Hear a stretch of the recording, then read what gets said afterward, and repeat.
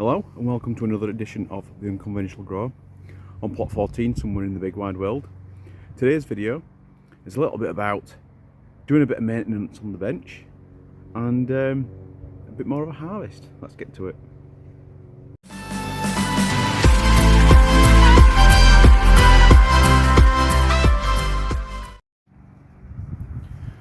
I'm just over in the fruit cage at the moment.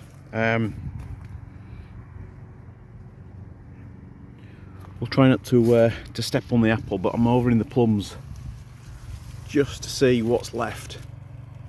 As you can see there, that one there has just been had by a wasp or two. But these are just the last few, and it's going to be very difficult to actually harvest them. They're just falling off the tree. So soft as well. But this one's survived. Trying to reconvene with the plums, but now you can see things are now starting to just die back a little bit. Autumn is definitely here, and we're now almost to the point where, well, now we've harvested those plums. We're now at the point where, there we go. There's one of them. There's another one. Try and reach behind there just to see what these are like.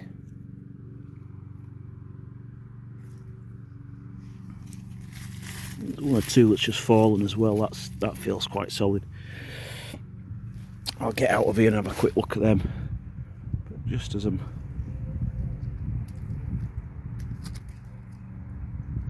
ready to do so, I think the grapes have been an interesting project this year because whilst they've come, they've not actually done anything in terms of ripened, but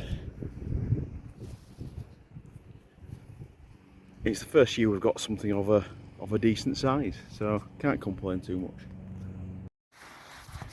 Just in the process of gathering up the apples that have fallen. So back over in the bloody ploughman.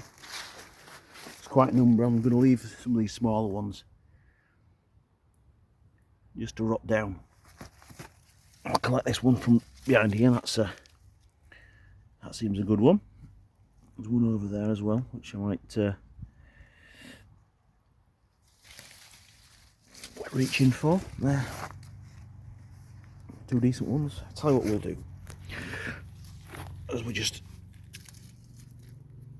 harvest up the onion as well.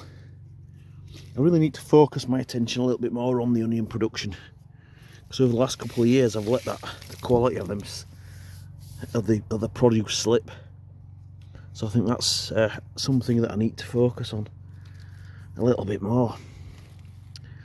Anyway, I'm going to try and harvest the artichoke. I'm going to take the bigger one and just see what this is going to be like. I can't promise anything here, but look at that. Absolute quality.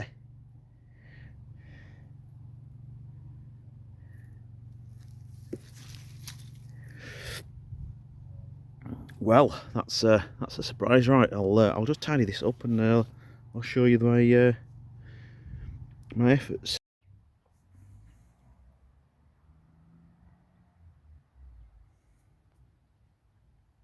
So that's the harvest that I've managed to get of the artichokes.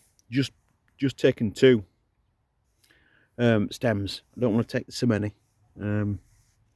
So I can't really make my mind up about whether I like these or not, but they're always nice to grow, nevertheless. But yeah, what I want to do is make sure that there are a few of these in the ground, so that they do come again next year. Very much like potatoes, you leave them in there, they'll keep coming and coming and coming. So they're not as easy to come across as potatoes. So it's definitely more important to keep those in the ground and coming. Right, I need to bag these up. Just as I'm doing so, I'll show you what's left of the courgette and marrow we've got one there that I want to get at this point. I do not want another 3 behemoths like those. You'll see now that the pumpkin, the white pumpkin, the plant is just really just giving up the ghost. So I'm hoping that that will last a week or so as it is. The other thing that we want to do, and I'm going to keep this on, but I'm hopefully going to remember, is the melon. I had a quick peep a little bit earlier on, so I know it's okay. But you can, in here, it does have a melony smell, so that's ripe as well. And we've got a few Cape gooseberries as well that we can collect. But I'll do that one a little bit later. I'm not going to concern myself with that right now. Right, I'm going to get the sanders on the go, and well, pick these up first, and then we'll get the sanders on the go to give the bench a bit of a rub down. So I've made a start with the with the sanding. I'm just going to concentrate on the edges first before we get onto the main surfaces. Just made a start with the top as well. So this is going to take quite a number of days to actually complete this, especially when we're only on the battery sanders, of which I've got 2. So yeah, let's get more into it.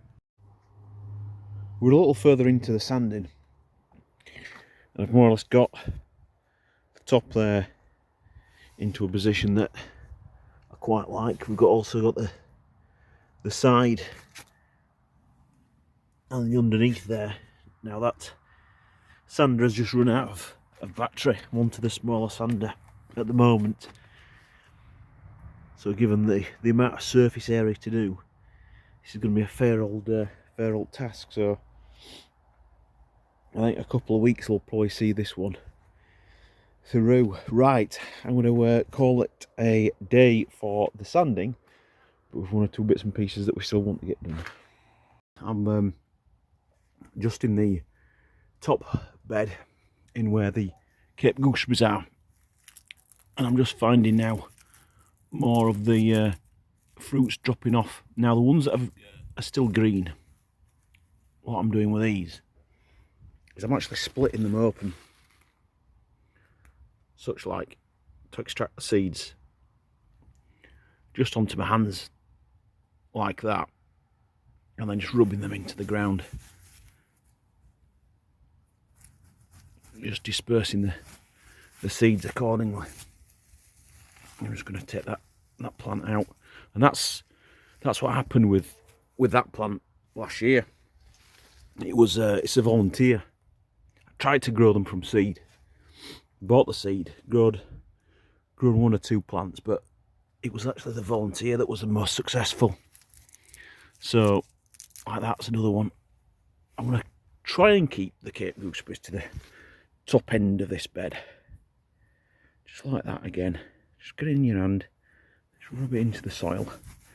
Even if 1 or 2 of those seeds germinate next year, hey, that's fantastic. So 1 or 2 at the back, just off camera. Now that's a nice yellow, so that'll go in the gob. Wow, they are such underestimated fruits. I put some with custard the other night. Wow, that's a really good combination, is custard and Cape gooseberries. Oh, make custard as well, by the way. You can see what's going on over here with the white radish seeds on the other video as well, where we put in the onion. So I want to take some of these Cape gooseberries as well. That's a green one. I want to take some of the Cape gooseberries and take them across into that box house down there. So we've got 2 on the go, because this is going to be more. I think I'm going to put,